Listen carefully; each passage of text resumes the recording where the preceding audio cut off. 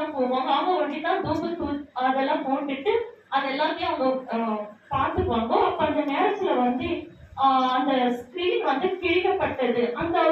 அந்த உயிர் விட்ட மாத்திரத்திலேயே அங்க இருந்த ஸ்கிரீன் வந்து கிழிந்தது. அதுக்கு என்ன குறிக்கிறதுனா, இனிமேல் உங்களுக்கும் எனக்கான சம்பந்தம் இல்லை. இனிமேல் வந்து நீங்க டைரக்டா நீங்க வந்து பிதா இடத்துல வந்து நீங்க வந்து எது இருந்தாலும் நீங்க சொல்லணும். எனக்கு உங்களுக்கான கனெக்ஷன்ஸ் இல்ல. நீங்க வந்து டைரக்டா நீங்க என்ன பேசினாலும் என்ன கோரிக்கை இருந்தாலும் நீங்க டைரக்டா டீல் பண்ண வேண்டியது இருக்கு. இனிமேல் நான் வந்து உங்க மனுஷ ரூபத்துல நான் வந்து உங்க கூட இருக்க மாட்டேன். அப்படி இருந்தாலும் உங்களோட ஒரு ஆவியாக தான் இருக்குவேன். ஆனா நான் மனுஷ ரூபத்துல உங்க புரிசுல இந்த இடத்துல இருக்க மாட்டேன்ற ஒரு கனெக்ஷன் அவர் வந்து அந்த இடத்துல சொல்றாரு. அது அதை கேட்டு கரெக்டாக சொல்றாரு. அப்போ வந்து ஒரு நாளைக்கு என்ன ஆச்சுன்னா, ஜீசஸ் வந்து ஒரு 12 ஏஜ் இருக்கும். அவங்க வந்து அவங்க ஃபேமிலியா சேர்ந்து அவங்க சர்ச்சுக்கு போவாங்க ஜெருசலம்க்கு. அப்போ வந்து ஜீசஸ் வந்து அவங்க எல்லாம் முடிச்சுட்டு மற்ற மேரி ஜோசப் எல்லாம் முடிச்சுட்டு அவங்க கிளம்பிடுவாங்க. ஜீசஸ் மட்டும் அங்கே இருந்து அங்க கிரீக் பிரீஸ்ட் கிட்ட போயிட்டு அங்க வந்து கொஸ்டின்ஸ் எல்லாம் கேட்டுட்டு இருப்பாங்க. அதுக்கு வந்து ஜீசஸ் வந்து அருமையா ஆன்சர் அதெல்லாம் பார்த்துட்டு அவங்களுக்கு வந்து ரொம்ப ஆச்சரியமாயிடும். எப்படா இவரு சின்ன வயசுல 12 இயர்ஸ் தான் இருக்கும். அந்த ஏஜ்ல நம்ம கூட ஆன்சர் பண்றதுக்கு கொஞ்சம் கஷ்டமா தான் இருக்கும். ஆனா அந்த இடத்துல வந்து ஜீசஸ் ஆன்சர் பண்றாரு. அது பார்த்து அந்த கிரேட் பிரீஸ்ட் எல்லாம் ஆச்சரியப்படுறாங்க. எப்படா இந்த 12 இயர்ஸ்ல இந்த பையன் வந்து இப்படி ஆன்சர் பண்றாரு, என்ன ஒரு அதிசயம், என்ன ஒரு டேலண்ட் இருக்கு இந்த 12 ஏஜ்ல, என்ன ஒரு ஞானம் இருக்குதுன்னு பார்த்து ஆச்சரியப்பட்டாங்க. அப்போ வந்து ஜீசஸ் வந்து எல்லாரும் தேடுறாங்க. அப்போ வந்து சரி நம்ம திரும்ப ஜெருசலம்க்கே போயிட்டு அவங்க தேடி பார்க்கலாம் அப்படின்ட்டு. அது வந்து ஒரு பாஸ்வேர்ட் ஃபெஸ்டிவல். அந்த டைம் வந்து அவங்க வந்து ஆரம்பிச்சுட்டு போவாங்க. அந்த டைம்ல வந்து சரி ஜீசஸ் வீணாட்டு தேட போனாக்கா ஜீசஸ் வந்து அங்க பிரீஸ்ட் கூட பேசி இது பண்ணிட்டு இருப்பாங்க. அப்போ ஜீசஸ் கேட்கிறாரு, என்னையே தேடுறீங்க? நான் பிதா இடத்துல இருந்து வந்தேன், நான் பிதா இடத்துக்கு தான் திரும்ப போவேன். அந்த அர்த்தம் வந்து அவங்களுக்கு புரியல. அவங்க வந்து மர்மமாவே இருந்துச்சு. ஆனா அதோட காரணம் என்னன்னா, நான் எல்லாம் முடிச்சுட்டு நான் பிதா இடத்துக்கு தான் திரும்ப போக போறேன்ற ஒரு அர்த்தம் வந்து அவங்களுக்கு புரியவே இல்லை. அவங்க அப்பா அம்மா வந்து அந்த வார்த்தை புரியவே இல்லை. அது கடைசியாக அவங்க வந்து சிலுவையில் அறிந்தும் போது தான் அந்த வார்த்தை இன்னாட்டு புரிந்தது. அவங்களுக்கு அந்த தெளிவு புரிஞ்சுது.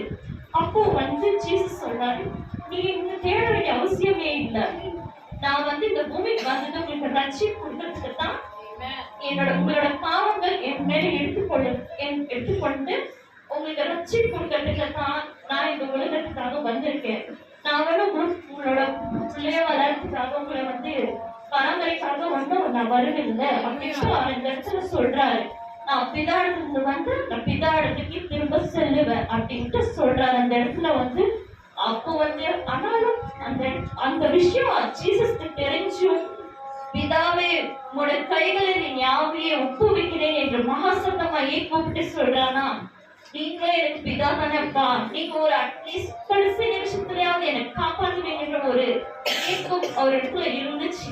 ஒரு நம்பிக்கை இருக்கும் இல்லையா, கடைசி நிமிஷத்துல யாராச்சும் நம்ம காப்பாற்றுவாங்க அப்படின்ற ஒரு நம்பிக்கை இருந்ததுனாலதான் அவர் பிதாவை உங்களோட கைகளில் என் ஆவியை ஒப்புவிக்கிறேன் என்று சத்தமாக சத்தத்தோட கூப்பிட்ட போது அந்த இடத்துல ஒரு உயிர் விடும் போது அவர் காலில் சூழப்பட்டு ஃபுல்லா வேர்ல்ட் ஃபுல்லா ஷாக் ஆகி இப்போ எப்படி ஒரு அதிர்ச்சியம் அந்த நிலைமை ஆகுதுன்னு எல்லாரும் வந்து ஒரு ஷாக்கான நிலைமையில வந்து இருக்கும்போது எல்லாரும் வந்து உள்ள போய் பூந்துட்டோம், கட்டில் அடியில போயிடுவோம். அந்த மாதிரி எல்லாரும் பயந்துட்டாங்க. அந்த இடத்துல வந்து அவரோட உயிரை விடுறாரு. அது வந்து ஒரு 3 o'clock இருக்கும், 3 மணி நேரம். அப்புறம் அந்த விட்டமே அவர் வந்து நான் வந்து எல்லாம் முடிந்தது, இந்த உலகத்துல வந்த எல்லா ஓட்டம் நான் முடித்தட்டு என் ஆவியை ஒப்புவிக்கிறேன் என்ற இடத்துல வந்து அவரு தெளிவியாக சொல்றாரு. தெளிவியாக சொல்லும்போது அப்போ வந்து அவங்களுக்கு புரிஞ்சிச்சு, பிதாவே உங்களோட கைகளில் என் ஆவியை ஒப்புவிக்கிறேன் என்று மகா சத்தமா ஏற்படுத்தி சொன்னாரா, இந்த உலகத்துக்கு வந்து நான் வாழ்ந்து வசனத்தை சொல்லி வார்த்தையை சொல்லி வாழ்ந்த வாழ்க்கை எல்லாம் முடிந்தது என்று அவர் அந்த இடத்துல வந்து நல்லா தெளிவாக சொல்லி என் ஆவியை ஒப்புவிக்கிறேன் என்று சொல்றார். அப்போ இந்த கடைசி காலத்துல வந்து நம்ம வந்து ஒப்பு கொடுக்குறோமா, நம்மளோட ஆவி வந்து ஒப்பு வைக்கணும். மற்றவங்க வந்து நம்ம வற்றி ஹெல்ப் போனா அது வந்து ஒரு பிளஸ்டா இருக்காது. மற்றவங்கள வந்து அந்த ஒப்புதல் இருந்து கொடுத்தா தான் நம்ம ஹெவனுக்கு போக முடியும். சப்போஸ் நம்ம வந்து சர்ச்சுக்கு வந்துட்டே இருந்தாலும் கூட நம்மளோட ஆவி குட்டா இருக்கலாம். அதே ஒரு கேள்வியான விஷயம்.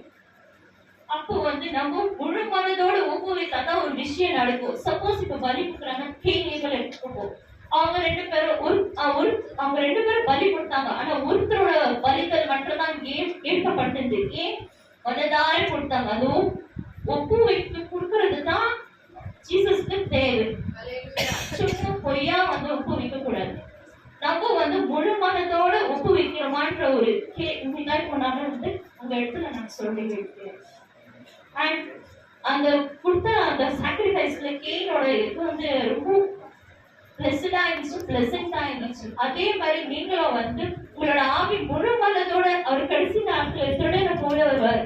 அப்போ வந்து அப்படி கூப்பிடும் போது நீ வந்து நான் சாரி காட், நான் வந்து ஆவி ஒப்புவிக்கலாம் அப்படின்னு சொன்னா உன்னை விட்டுட்டு போயிடுவாரு. சோ அந்த இடத்துல வந்து காட் வந்து நீங்க முழு மனதோட உங்களோட ஆவியை ஒப்புவித்தாதான் அவரு நீங்க வந்து எல்லாம் கும்பலா உங்களை கூட்டிட்டு ஹெவன் போவோம். இதோட என்னோட வார்த்தையை முடித்துக் கொள்கிறேன்.